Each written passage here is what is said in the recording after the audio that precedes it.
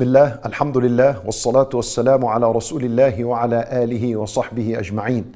My brothers and sisters in Islam, I wanted to share with you an observation concerning the dhikr and dua that the Prophet sallallahu alaihi wasallam teaches us believers to say when we are experiencing moments of calamity and difficulty and hardship.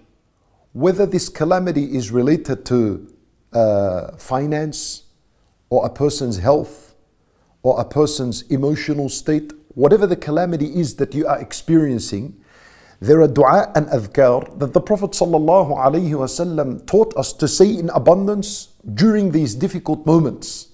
But I want you to pay attention that almost all of these dua and adhkar have one phrase in common. Pay attention, I'll give you examples, and then I want to make a very important commentary at the end. Listen. For example, Nabi sallallahu alayhi wasallam teaches Asma bint Umays that if you were to go through a calamity, a very terrible hardship, a calamity, that you say, Allah, Allah, Rabbi la ushriku bihi shay'a. Notice, this dhikr began with Tawheed, Allah, Allah. That means you are my Lord. I accept you as being my Lord. Another example, Nabi sallallahu alayhi wasallam, he said that the dua of the one who experiences calamity is the dua of the Noon, of Yunus alayhi salam, when he was stuck in the belly of the whale, which is La ilaha illa ant, subhanaka inni kuntu min al-zalimin. Notice, this dhikr began with La ilaha illa ant. It began with Tawheed. Another example, Nabi sallallahu alayhi wasallam, he taught us that da'watul makroob, the dua of the person who is experiencing intense calamity and difficulty of depression, of anxiety, whatever it is, that he say, Ya Hayyu Ya Qayyum bi rahmatika astaghith aslih li sha'ni kullahu la ilaha illa ant. Once again, there is the word La ilaha illa ant. There is Tawheed in it.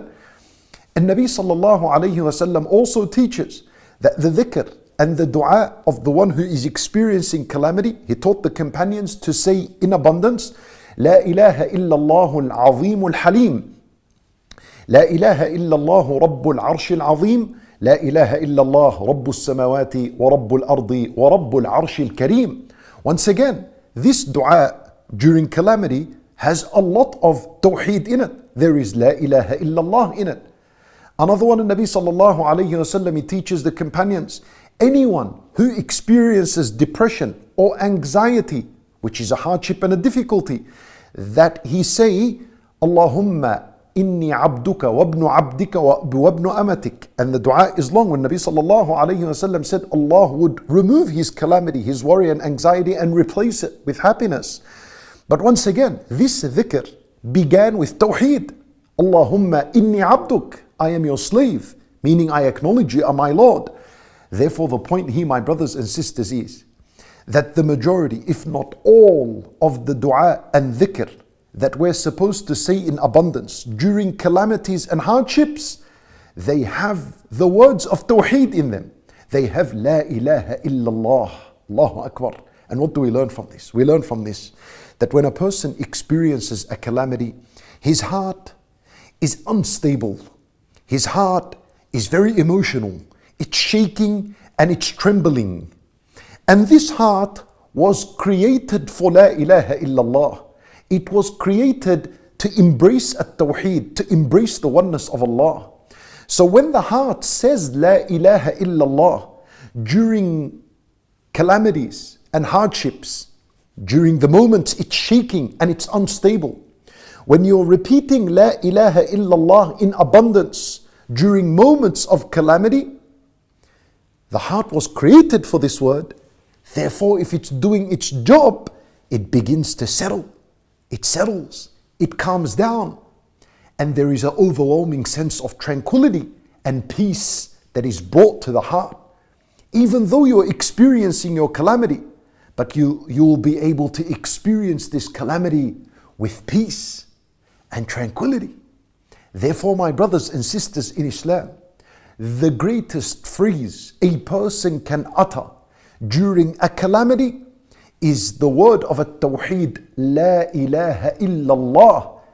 And you utter this in the many forms that the Prophet ﷺ taught us. And that brings your heart to its purpose. As a result, once your heart finds purpose, it'll rest, it'll be at peace, and it'll become tranquil. And therefore, you experience the calamity with ease, and you pass, and you earn huge reward. And a person is elevated ranks with Allah subhanahu wa ta'ala. We ask Allah Azza wa Jal to instill the correct tawheed within us. And we ask Him subhanahu wa ta'ala to ease our calamities and to remove them and to reward us and to accept from us. إنه ولي ذلك والقادر عليه وصلى الله وسلم وبارك على نبينا محمد وعلى آله وصحبه أجمعين.